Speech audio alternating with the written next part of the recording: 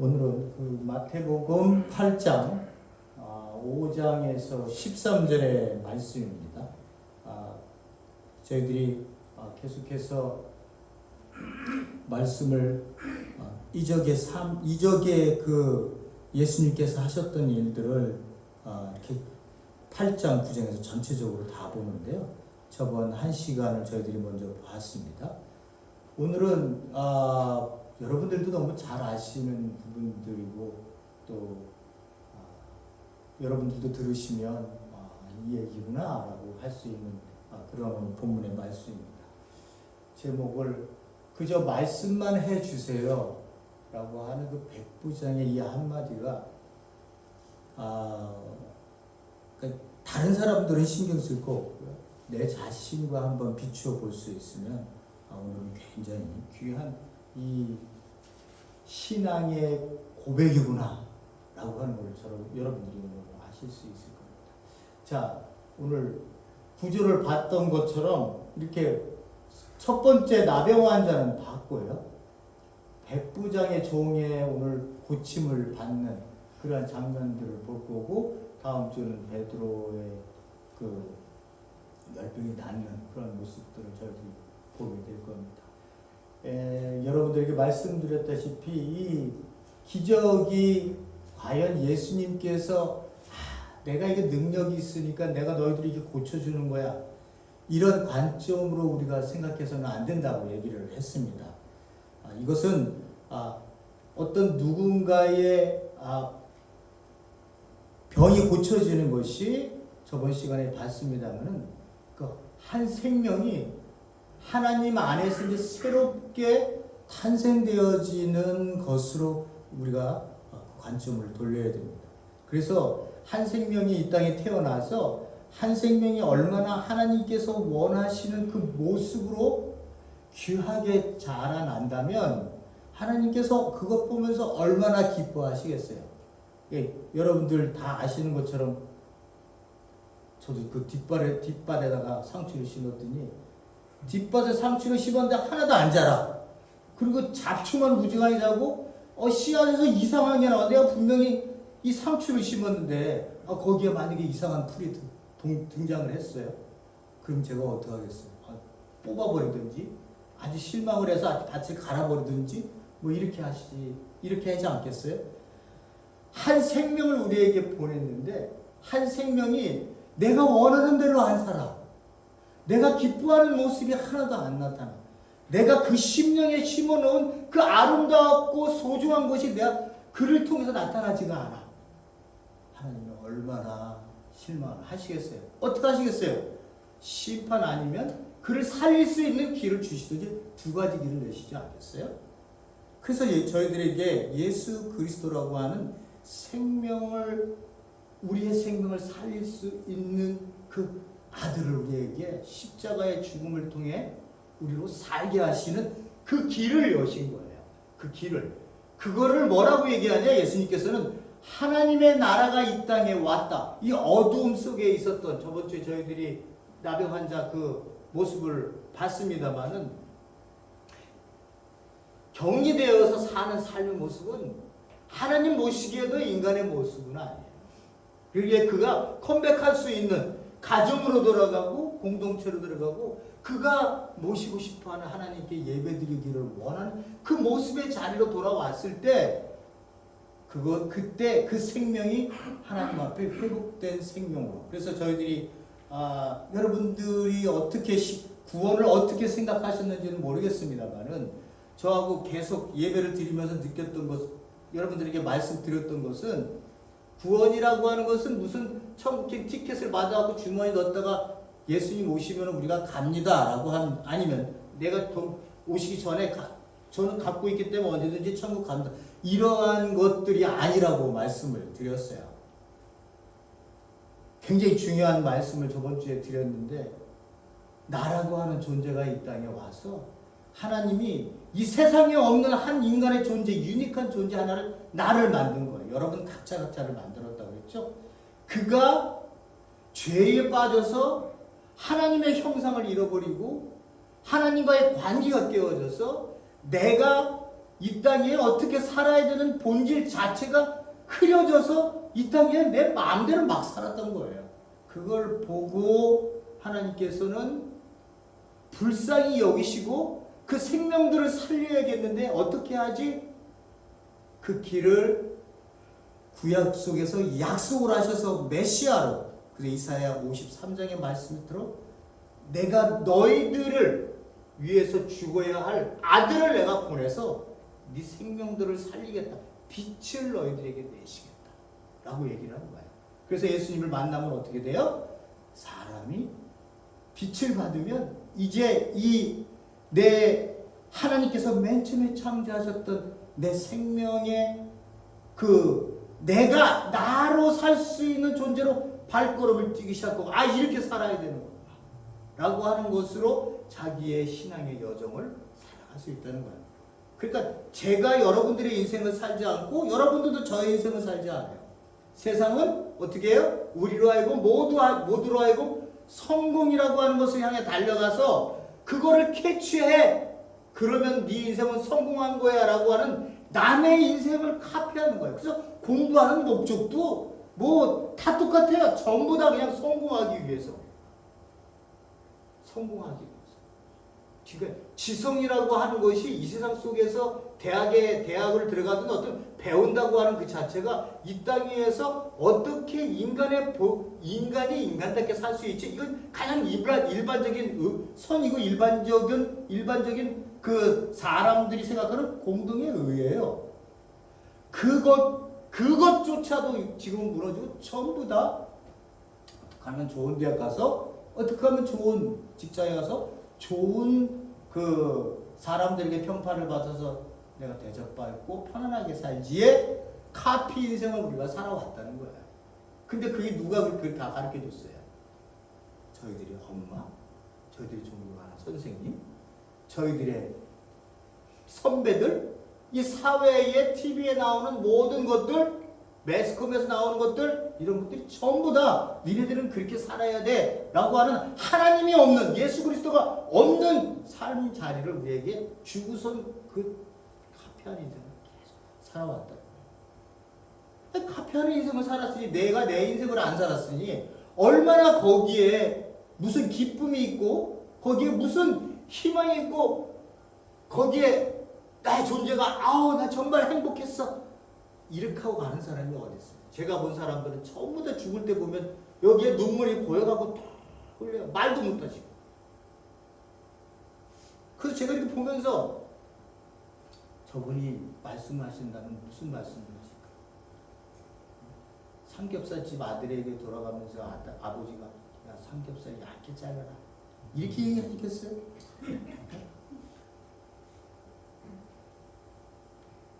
저는 그걸 보면서 이렇게 보면서 그분이 한마디 한다면 사랑하면서 살아라 내 식구들아. 인생이란 다 없는 것 같다.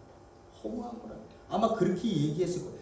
가장 믿지 않는 사람들도 마지막에 눈물을 흘리고 그렇게 자기 자신의 삶을 허무로 떠내려 보내는 것이 믿지 않는 사람들에게도 나오는 일반적인 현상입니다.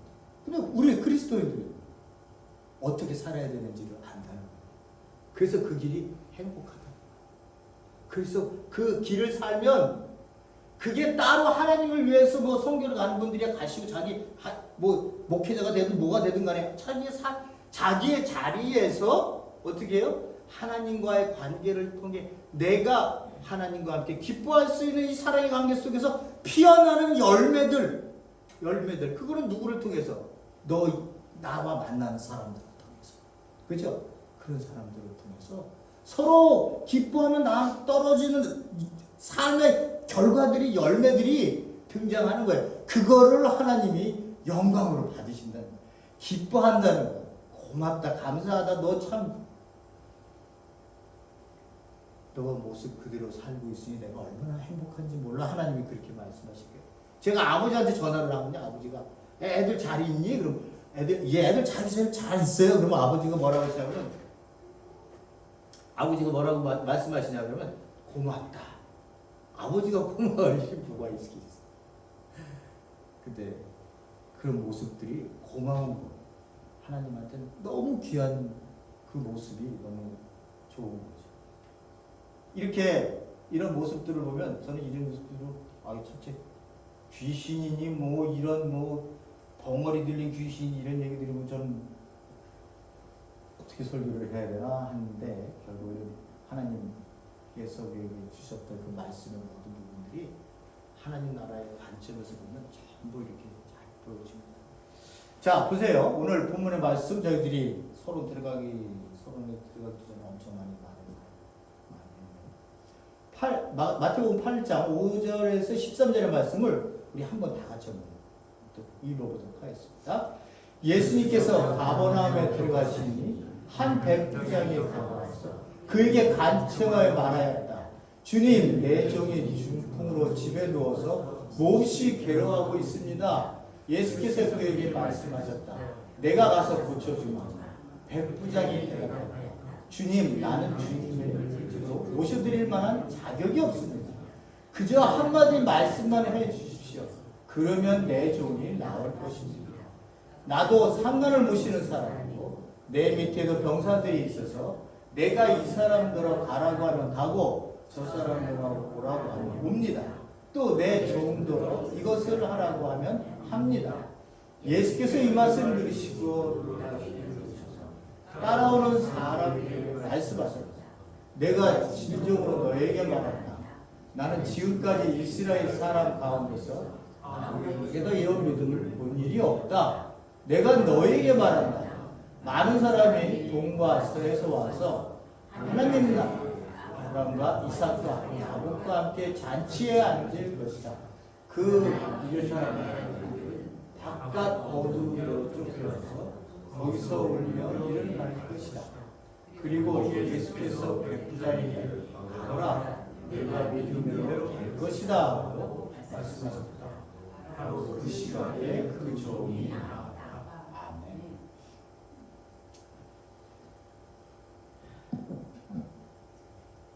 오늘 본문의 말씀은 백부장의 이야기인데요. 백부장의 종이 낳는 기적을 이야기하고 있습니다. 백부장이 이렇게 자기 앞에 예수님 앞에 나왔다 이렇게 얘기를 하시잖아요.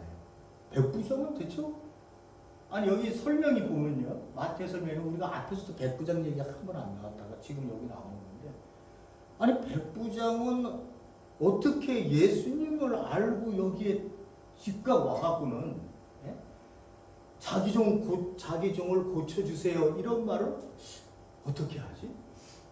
이 얘기 속에서는 들어보면 여기 대충 우리가 짐작하는 거잖아요.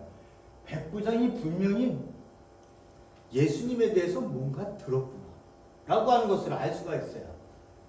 그리고 얼마나 백부장이 예수님에 대해서 신뢰를 했다면 오실 거 없습니다. 그냥 말씀만 해주세요 라고 하는 이 한마디로 자기 종이 나올 것이라는 믿음을 어떻게 가질 수 있겠느냐. 굉장히 우리에게는 예수님이 얘기하시죠. 그 다음에 얘기하시는 것처럼 내가 이스라엘 가운데서 아무에게도 이런 믿음을 본 적이 없다. 그러면서 예수님이 어떻게 해요? 놀랍게 여기셨다. 이렇게 얘기하고 계십니다. 마태복음에서 예수님이 놀라신 이유는요. 여기 딱 한 번 나와요. 예수님. 놀랍다. 그리고 마가복음 6장 6절에 가면 예수님이 또 한 번 놀라는 일이 발생하는데 예수님의 고향인 나사렛에서 거기 있는 고향 사람들이 예수님의 이적과 말씀하시는 것 보고도 믿지 않는 모습을 보고 예수님이 놀랬다라고 하는 여기서는 전적으로 믿은 것 때문에 어떤 사람이 믿은 것 때문에 깜짝 놀라시고 한쪽은 전혀 믿지 않는 자들 때문에 깜짝 놀라는 그 아이러니한 두 가지에 상반된 예수님이 감정 표현 속에 놀랐다라고 하는 단어가 이렇게 등장을 합니다. 그러니까 저희들이 이 부분을 이해하시려면요, 이 부분이랑 똑같이 지금 평행해서 나가고 있는 누가복음을 보시면 알 수 있어요. 제가 이제 누가복음 보여드릴게요. 보세요. 어떤 백부장이 종이 병들어 거의 죽게 되었는데 그는 주인에게 소중한 종이었다. 그 백부장이 예수의 소문을 듣고 마태는 이 부분을 삭제를 했구나, 안 썼구나 라고 하는 것을 알 수 있어요. 그러니까 백부장이 냈다가 갖고 예수님한테 고쳐주세요 한 게 아니라 예수님에 대해서 소문을 이미 듣고 있었어요. 그러니까 제가 말씀을 드렸죠. 로마 제국의 그 통치를 받고 있는 곳에서는 항상 정보 정치가 이루어진다고요. 누군가가 무리가 지어서 한 인물에 대해서 따라다니면 거기에 대한 정보가 다 예루살렘으로 다 올라가서 그들을 알 수 있게끔 할 수 있는 그런 정보 장치가 그들 가운데도 있었어요. 자, 예수의 소문을 들었다고 얘기했어요. 봤더니 유대 사람들이 장로들을 예수께 보내요. 그 사람에게 청하기를 와서 나의 종을 좀 낫게 해달라고 요청을 합니다. 누가요? 백부장이 장로들에게 백부장하고 장로하고 얘기를 하면서 이 백부장은 이방인이고 장로들은 절대 그 사람들이랑 얘기하지 않는 사람들인데 이 종교 지도자들이 이 백부장 이방인이라고 이렇게 얘기를 해? 보세요. 그들이 예수께 와서 간곡히 탄원하기를 그는 선생님에게서 은혜를 받을 만한 사람입니다. 그는 우리 민족을 사랑하는 사람이고 우리에게 회당을 지어줬습니다. 이렇게 장로들이 이 백부장한테 이런 은혜를 입은 거예요. 그러니까 백부장이 이 유대 사람들에게 엄청 잘해 주었고 심지어는 민족도 사랑하고 우리 민족을 사랑하고 우리에게 회당도 지어준 사람들이 이 장로들이에요. 백부장이에요. 백부장. 그러니까 이 장로들이 어떻게 해요? 그 사람을 존중하고 이 사람은 우리 민족을 우리 민족 사람들을 좋게 이렇게 선으로 우리를 통치했으니 거기에 대한 그 대가를 해 주어야겠다. 백부장이 요청하니 어떻게 해요? 장로들이 그 청을 해 주어야겠다 생각을 하고 예수님께 그들이 갑니다. 예수께서 그들과 함께 가셨다 이렇게 말씀하셨죠. 그죠? 그들과 함께 갑니다. 누구랑 함께요? 장로들과 함께 이 백부장의 집을 가고 있어요. 근데 봐보세요. 예수께서 백부장의 집에서 그리 멀지 않은 곳에 이르렀을 때에 아직 도착하지 않았어요. 근데 백부장은 친구들을 또 보내요. 친구들을 또 보내서는 뭐라고 얘기했냐? 이번에는 주님 더 수고하실 것 없습니다. 더 이상 여기까지 안 오셔도 돼요. 이런 말이에요. 저는 주님을 내 집으로 모셔드릴 만한 자격이 없습니다. 누가요? 백부장이 이렇게 얘기를 하고 있는 거예요. 그래서 내가 주님께로 나올 염두도 못 냈습니다. 그저 말씀만 하셔서 그저 말씀만 해주세요. 그러면 내 종을 낫게 해 주십시오. 그렇게 하시면 내 종이 낫게 될 것입니다. 라고 이렇게 얘기를 하고 있는 거예요. 그러니까 이 누가복음의 이야기를 들으면 어떻게 뭐를 알 수가 있어요? 마태복음의 8장의 이야기가 이해가 돼요.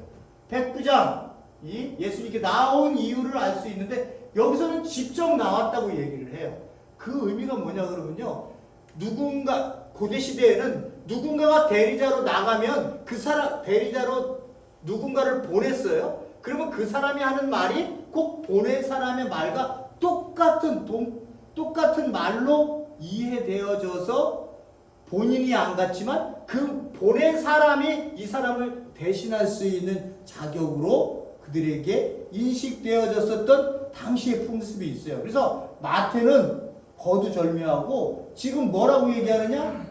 예수님께 나와서 백부장이 직접 나왔다고 그렇게 써머리로 이렇게 얘기를 해주고 있는 거예요. 그러니까 누가복음의 이야기나 마태복음의 이야기가 왜 다르지라고 생각하시면 안 되고요. 그때 당시의 풍습에는 그렇게 마태가 이렇게 표현을 했지만 이렇게 표현해도 틀린 말이 아니라는 거예요. 왜냐하면 대신 누군가가 해준 말은 백부장이 한 말이고 이거를 백부장이 직접 와서 얘기하는 거랑 똑같다고 생각했었던 것이 당시 풍습이었기 때문에 마태는 지금 이 백부장의 믿음을 드러내주기 위해서 이 사람이 얼마나 훌륭한 사람인가를 드러내기 위해서 오늘 지금 이렇게 이야기를 직접 한 것처럼 얘기하고 있는 거예요. 자, 중풍병으로 누워서 있는 사람들이 괴로워하고 있습니다. 내가 가서 고쳐줄게. 그랬더니 백부장이, 주님, 나는 주님을 집으로 모실 만한 자격이 없습니다. 그저 한마디만 해주십시오. 한마디 말씀만 해주세요. 그러면 내 종이 나올 것입니다. 이렇게 말씀하시고요. 봐보세요. 예수님의 무엇을 백부장은 존경하고 있는지를 보세요.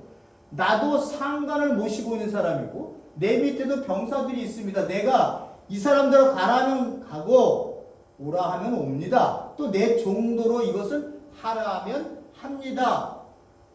이렇게 얘기하니까 예수님께서 이 말을 들으시고 놀랍게 여기셨다. 이렇게 얘기를 하고 있습니다. 그러니까 예수님의 무엇을 백부장은 지금 존경하고 있는 거예요. 백부장은요, 예수님의 권위에 대해서 철저하게 자기가 신뢰하고 있다고 하는 것을 여기서 얘기를 하고 있는 거예요.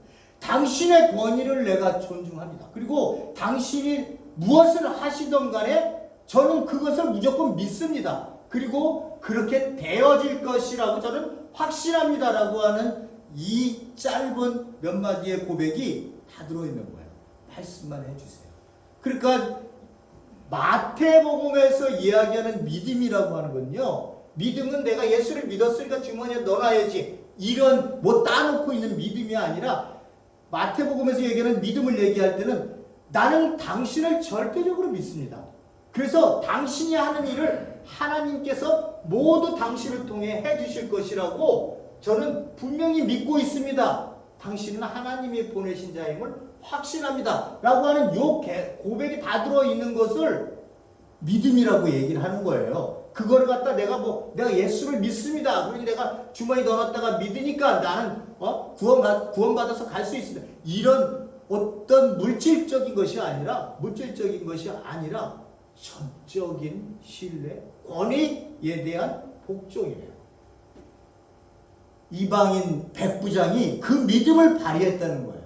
근데 예수님께서 공생애 3년 동안 하시면서 이만한 믿음을 여기서 본 적이 이 땅에서 내가 그렇게 말씀을 선포하고 다녔지만 너희들 가운데 이만한 사람을 내가 못 봤다는 거예요. 이스라엘 백성 중에서.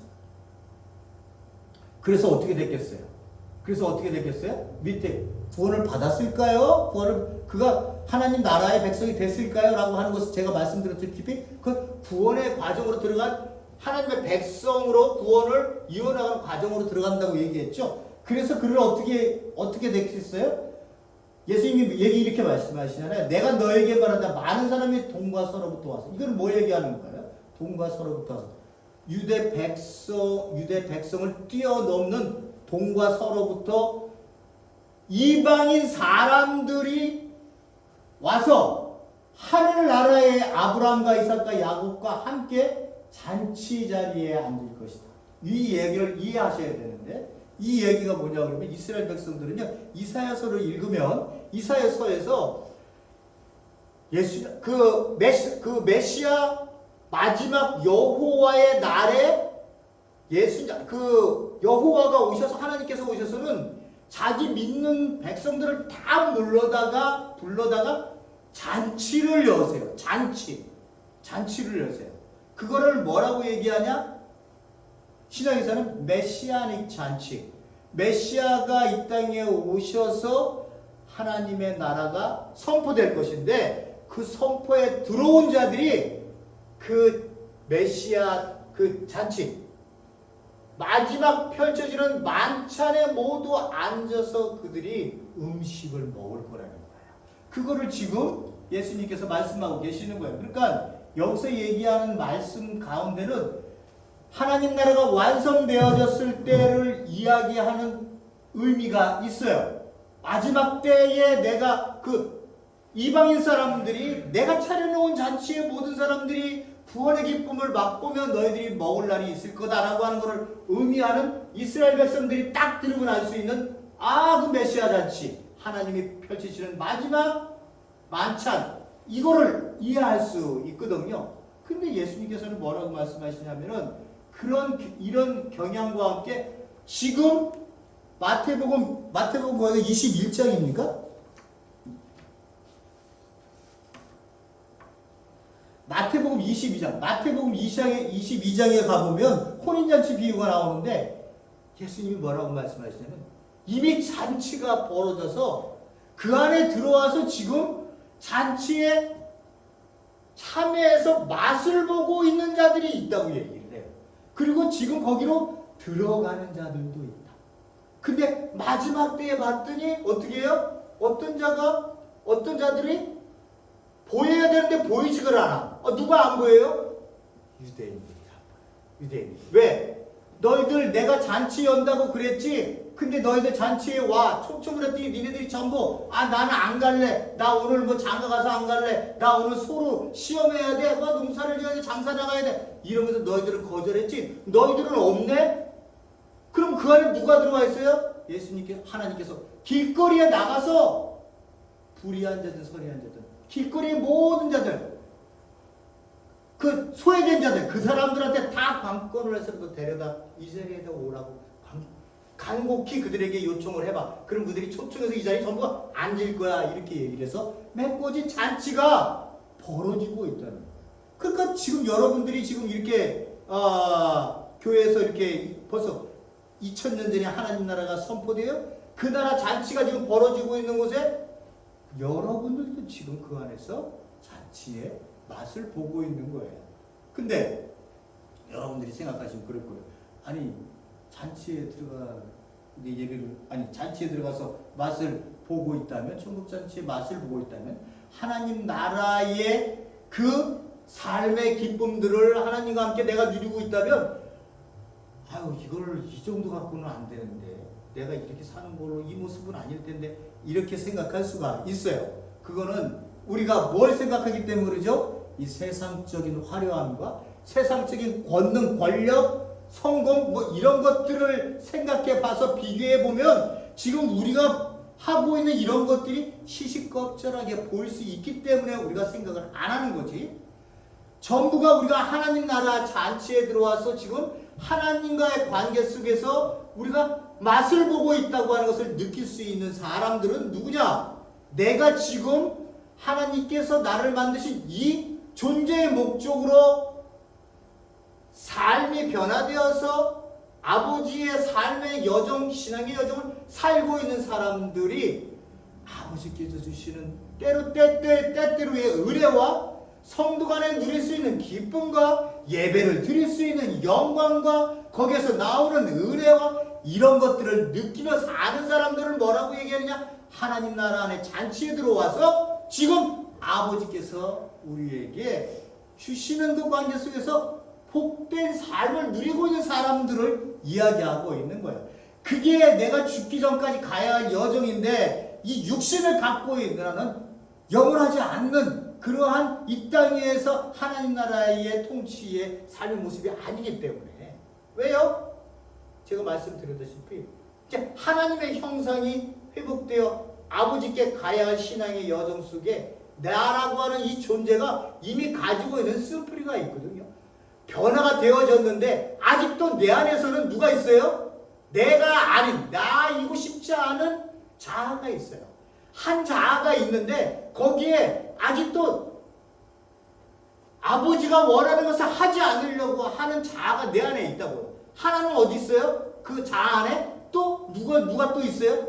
아버지의 말씀이 아버지의 주시는 그 모든 것들이 진리라고 따라가고 싶어 하는 또 다른 내 자아 하나가 또 있어요. 그게 제가 두 개가 있다는 얘기가 아니에요. 이 자아 안에서 싸움이 일어나고 있다는 거예요. 이 싸움이 나는 아버지가 원하는 삶을 살고 싶어요. 아버지 이렇게 얘기해도 야 그렇게 살아서 뭐하니? 세상 사람들 봐라. 너 그 옛날에 살아왔을 때 그 모습이 잊어버리면 안 된다. 거기에 네 성공에 달려있는 거야. 이렇게 얘기하면 그런가? 그래서 아버지의 뜻을 접고 내가 세상에 맛을 조금이라도 그 봤던 단맛을 조금이라도 한번 그 마약 같은 맛을 한번 보고 싶어하는 이 내 안에서의 싸움이 있다. 내 안에서의 싸움. 그죠? 이 싸움이 있다는 거예요. 이 싸움을 내가 내 힘으로는 이기지 못해요. 내 힘으로. 내가 이기지 못하니까 어떻게 해요? 무릎 꿇고 매일같이 아버지 앞에 하나님 나를 부인할 수 있게 하시고 십자가를 질 수 있게 해주세요. 이 얘기는 뭐냐? 내가 내 자아 안에서 옛날의 자아 그 옛 습성이 사도 바울이 그 오호라 나는 공고한 사람이라고 자기 자신을 한탄하는 자기 육체를 갖고 있는 것을 한탄하는 내 육적인 것을 아직도 내가 좋아하는 습성이 내 안에 있구나 라고 하는 것을 알고 있으면서 또 한편으로는 어떻게 돼요? 아버지를 즐거워하고 아버지를 기뻐할 수 있는 마음이 내 안에도 있어서 이 두 마음이 싸우고 있는 것처럼 여겨지는 그런 것 모습을 보이잖아요. 로마서 7장에 보면 여러분들이 보시면 알아요. 그 싸움이 오늘날 우리에게도 있다는 거예요. 완전히 하루아침에 싹 변해갖고 완벽한 사람이 되는 게 아니라 그 싸움의 영적 싸움의 여정을 여러분들이 살아가시면서 부르신 그날까지 가시면서 어떻게 해요? 거기에 하나님이 내가 죽었을 때 하나님 나를 도우셔서 하나님의 은혜의 감격을 누릴 때도 있고 또는 옆에 있는 사람 때문에 말씀 가운데 당신이 있어서 내가 행복해요. 당신의 말을 들을 때마다 내가 예수 그리스도라는 이름 하나 때문에 당신과 내가 맺어진 이 관계가 너무 소중해요. 이렇게 나도 모르게 옛날에는 상상할 수 없는 옛날에는 바깥에 나가서 사람 만나면 저 인간 어디 1년에 몇만 불 받는다는 거야. 어디 높은 위치에 있다는 거야. 나한테 이럴까 이렇지 않을까 이거 판단하면서 머리 굴리면서 살았었는데 지금은 교회 나가서 성도들을 만나면 그런 저 사람이 무엇을 하든 상관이 없어.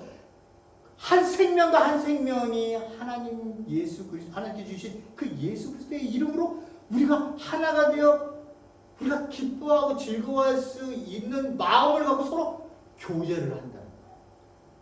여러분 이게 하나님 나라 안에서 우리가 누리는 잔치에 있기 때문에 그런 거예요. 우리 교회 와갖고 나와갖고 딱 뭐 의사라고 하는 사람이 앉아있고 뭐 변호사 앉아갖고 자기 자랑만 해. 내가 뭐 1년에 어떻게 벌고 내 의학 지식이 얼마나 많아. 그게 교회 안에서 그런 게 왜 필요해요? 예? 교회 안에서 그게 왜 필요해요? 지금 내가 너를 만난 게 기쁘지 나는 당신이 그 껍데기 갖고 와갖고 뭐 자랑하고 이러는 거 난 하나도 안 부러워. 내가 그거 부러워했으면 나 다시 돌아와야지. 믿지 않는 자라고. 나 지금 안 부러워. 나는 너를 알고 싶어. 진짜 너라고 하는 그 독특한 이미지 오로지 하나밖에 없는 네가 누릴 수 있는 하나님 안에서의 받은 그 기쁨, 은혜 나 그런 게 듣고 싶어. 왜? 나는 또 나대로 받은 게 있지만 내가 너를 보니까 너에게 나오는 또 다른 모습이 있거든? 야 나는 그 얘기를 듣고 싶어. 그래서 우리가 교제를 그래서 갖는 거예요. 그래서 얘기하다 보면 이분 얘기도 있고 저런 얘기도 다 그 안에서 하나님이 간섭하셔서 우리가 내놓을 수 있는 고백들을 하는 게 교회. 교회에서 쓸데없는 소리 해갖고 서로 간에 상처당하고 싸움박질하고 믿음 자랑질하고 세상 껍데기 갖고 와갖고 내가 높네 네가 높네 이거 갖고 하고 뭐 믿음이 내가 너보다 좋네 이런 거 하라고 교제 갖는 거 아니에요. 우리 성도님들이 이렇게 식탁 교제를 하시면서 이렇게 말씀하시는 것 보면 제 마음이 즐거워요. 무슨 얘기를 하더라도 거기에 악의들이 없으십니다. 있는 그대로 받아주시고 들으시고 또 거기에 대해서 얘기하셔도 전부 수긍하시고 이런 것들 속에서 나오는 이 기쁨들이 우리가 어떻게 해요? 우리가 하나님 나라 안에 들어가 있고 세상 사람들에게 성 안 차요. 이런 거 그까짓 거 뭐 그까짓 거 뭐 그 가장 기본적인 베이스를 하나님께서 나로 살게 하신 그 모습을 내가 삶을 살아내니까 나는 너를 보고 또 기대가 돼서 너는 어떻게 사니? 또 들어볼까? 어휴 또 다른 면이 있네. 그러니까 내가 너를 붙잡아갖고 왜 나처럼 안 살아? 내 신앙처럼 단단해져야 될 거 아니야? 왜 나처럼 안 살아? 이러면 안 되는 거예요. 이러면 너 왜 손목사처럼 안 사냐? 이러면 안 된다고. 걔는 망하네. 걔는. 그렇게 하면 안 되는 거고요. 나는 나대로의 하나님께서 주시는 나이기 때문에 주시는 그 귀한 것 심은 것들이 나에게 있어. 여러분들이 그런 것들을 둔할 수 있지만 나는 거기에 대해서 감각이 예민할 수가 있어요. 또 내가 알지 못하는 너를 통해서 너는 하나님이 주신 그 유니크하고 독특한 그 생명의 하나님과의 관계에 있어서 드러내고 있는 열매들이 또 있어요. 그걸 보면서 저렇게도 사네. 이렇게 기뻐하고 즐거워하고 하나님이 내시는 그 모습들을 우리가 모아 쏟아 넣으라고 이 공동체에 이렇게 모인 거예요. 뭔 일을 하고 싶으세요? 대단한 일? 예? 우리 호금 10만 벌 작전 이렇게 해놓고 십자가 하나 큰 거 세우는 거 하나 뭐 이런 작정이나 하고 이런 거 하시고 싶으세요? 교회 와서는 그런 생각 절대 하지 마세요. 내가 지금 하나님 안에서 귀하게 살고 있다. 그 모습대로 내가 살기를 원하는 그 아버지. 노란 꽃들을 보면서 노란 꽃이 빨간 꽃이 이쁘다고 빨간 꽃이 되려고 몸부림치는 거 봤어요? 하나님은 노란 꽃을 심었으면 노란 꽃이 나와야 하나님이 영광을 받으시죠. 봉우리를 이렇게 했을 때 노란 꽃인지 모르지만 피고 나면 노란 꽃이네. 그걸 보고 기뻐하라. 그걸 보고 기뻐하라.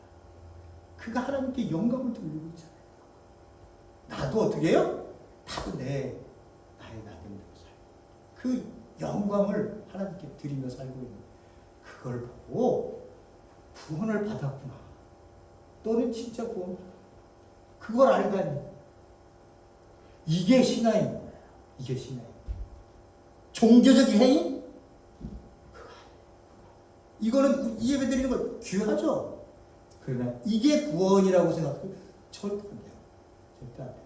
여러분, 저도 그렇게 신앙생활을 했지만 교회 가면 뭔가가 특별한 게 있어갖고 믿음. 맞아요. 믿음. 대단한 거예요. 믿음이란 뭐예요? 그러니까 예수님께서 말씀만 하시면 그대로 될 것이라고 하는 당신의 권위와 함께 당신에 대한 절대적인 행하심의 결과로 드러날 것임을 저 압니다. 그러니 저희 집 들어오지 마세요. 괜찮아요. 거기서 말씀하시든 심리전에서 말씀하시든 다른 나라에서 말씀하시든 그 말씀을 하세요. 더 이루어질 것이라고 분명히 믿습니다. 이런 신뢰를 가지고 있는 사람들 그걸 보고 믿음이라고 얘기하는 거지. 믿음은 믿습니까? 아멘. 믿습니까? 아멘. 뭘 믿어? 아무리 큰 소리로 아멘 믿습니다 그래도 안 믿으니까 소리 질러서 하나님한테 들으세요 이러는 거지. 네? 이 사람이 어디 그래요? 오지 마세요. 거기서 그냥 말씀하세요. 얼마나 큰 믿음이에요. 이방인이 그것도 이방인. 이스라엘 사람들은 장로들은 어떻게 해요? 우리한테 잘해준 사람이에요 이 사람. 그러니까 이 사람들 좀 요구하는 거 좀 들어주세요. 예수님을 믿어서 그러는 거예요? 장로들이 예수님의 권위 안 믿어요. 그저 자기네들한테 잘해줬으니까 거기에 대한 공로로 자기네들이 그냥 그 다리를 놔주려고 했었던 것 뿐이에요. 그러니까 유대인들의 사고의식에는 자기네들이 가지고 있는 아브라함이라는 혈통 그리고 자기네들이 가지고 있는 말씀, 율법 이것이 자기들을 살린다고 생각했어요.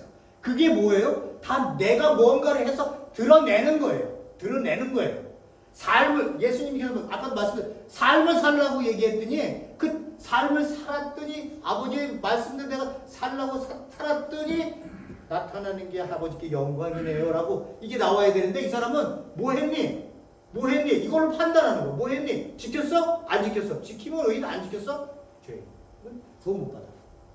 하나님 나라 안에 들어오는 요 잔치에 못 들어가. 요 잔치에 이 사람들은 못 들어가는 거야. 죄인이라고 지키. 그래서 이 사람들이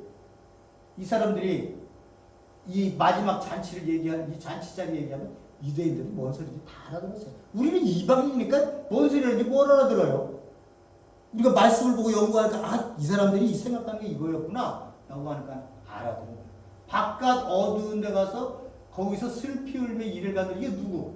이 나라 사람들 누구예요? 유대인의 아들들은 바깥 어두운 데로 나가서 거기서 슬피 울며 일을 한대. 그 의미는 쫓겨난다고. 쫓겨난대요. 어디로 쫓겨나는지 저는 모르겠어요. 진짜 붓덩어리가 있는 대로 가는 건지. 예수 그 말씀하신 꺼지지 않는 불, 구더기가 죽지 않고 불도 꺼지지 않는 불을 계속 갖다 대나?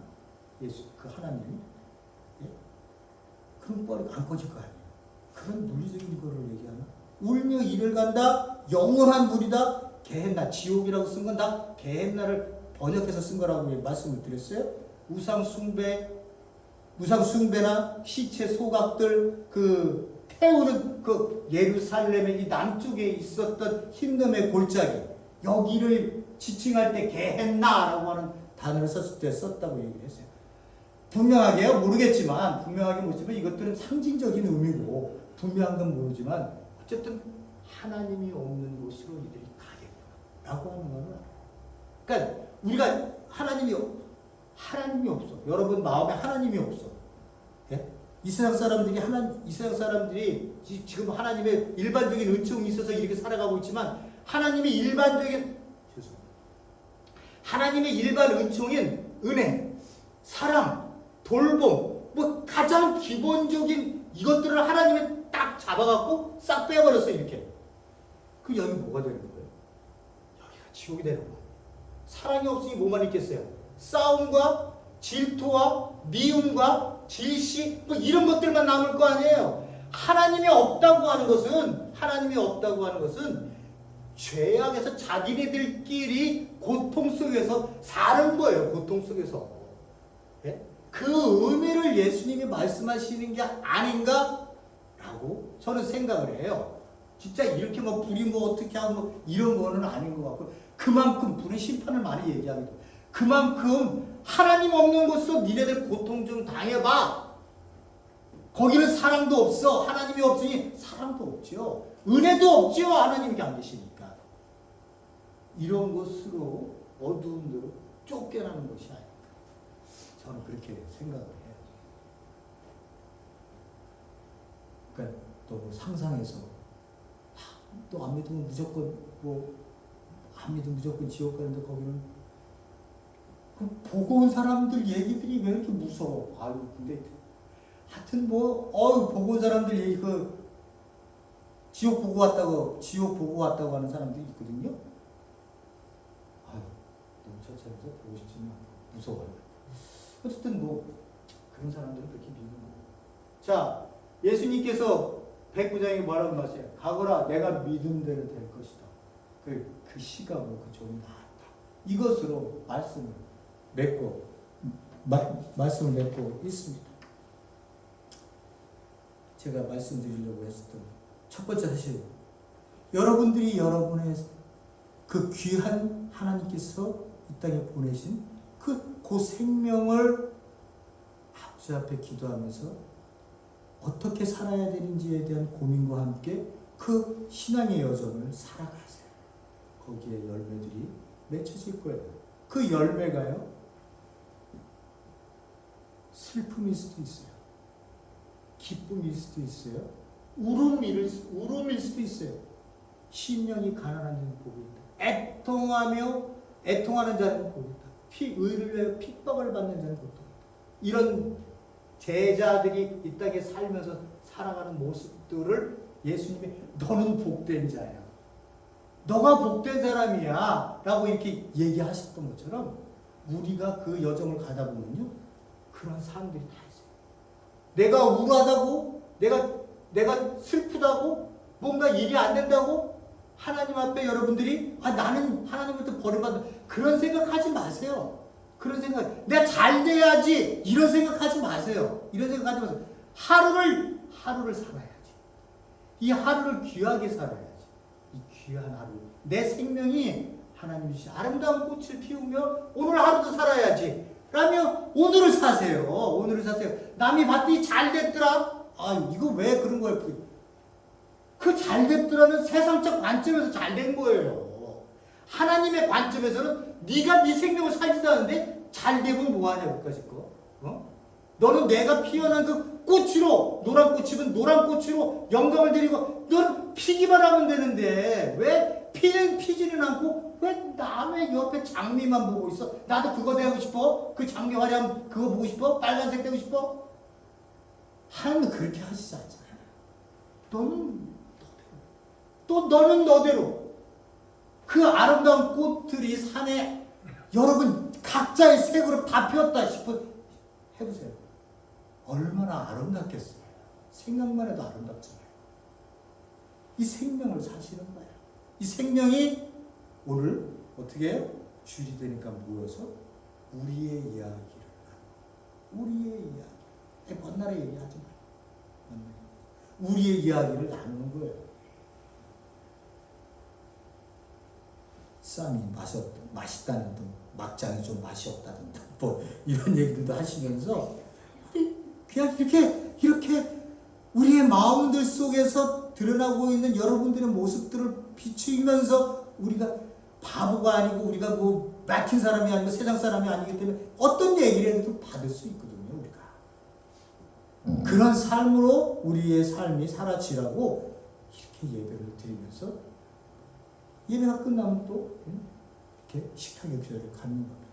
여러분, 이 백부장의 이러한 믿음이 예수님이 놀라셨다고 얘기하시는 것처럼 우리도 그렇게 되어질 수 있는지 그렇게 되어지지 않을지는 몰라요. 그죠?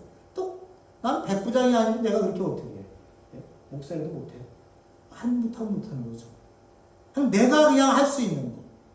그 안에서 하나님이 나에게 보여주시고 보여주는 그 비전들, 그러니까 삶에서의 내 삶의 변화들, 그 드러내는 모습들 하나님께 영광, 감사, 은혜, 만나는 사람 사랑, 공동체, 함께 더불어 살자. 이러한 것들로 우리가 내 머릿속에서 가지고 있는 의식이 이런 것들로 움직여야지 저 사람이 잘 됐네, 잘 못됐네 이걸로 보지 마세요. 그거는 하나님의 관점 아니에요. 우리 세상 사람들이 보는 관점으로 우리 성도님들을 판단하시고 그렇게 하시면 안 된다 라고 하는 것을 오늘 말씀을 드리고 싶었습니다. 함께 여러분 믿음 생활 어깨 동무하면서 해나갈 수 있는 우리 성도님 될 수 있기를 간절히 기원을 드립니다. 고맙고 감사하신 하나님 아버지, 오늘도 주님 앞에서 우리가 백부장이 어떻게 저렇게 이방인이 예수님에 대해서 소문만 들었는데 어떻게 저렇게 할 수 있을까? 우리도 부러워할 수 있게 도와주시옵소서. 한편으로는 굉장히 부럽습니다. 아버지, 저희들도 예수 그리스도의 그 말씀의 절대적인 권위와 신뢰를 담고 아버지 이 땅 위에 아버지 저의 만들어진 이 삶을 살아가기를 원합니다. 아버지, 내 안에 하나님께서 심은 그 귀하고 소중한 것, 이것이 나에게서 피어날 수 있게 하시고 내 안에 어두운 그리고 아픈 그리고 보이기 쉽지 않은 내 안에 이 과거의 이 옛 자아들 점점 주님의 그 비단에서 죽어짐을 통해 내가 점점 밝아지는 귀한 생명의 모습을 보이는, 그래서 만개한 꽃들이 세상에 각자 펴서 세상 사람들이 보고는 너무 예뻐. 그 꽃이 그리스도인이라고 하는 것을 그들은 모를 수도 있겠죠. 그것을 아버지께서 보시며 기뻐하시며 영광을 받으신다고 하는 것을 우리 사랑하는 성도님들 각자가 마음속에 의식 속에 잘 담게 하셔서 신앙생활을 해나갈 수 있게 도와주시옵소서. 오늘도 주신 이 시간 귀하게 말씀으로 받게 하시면 감사드리옵고 예수님 이름으로 기도했습니다. 아멘.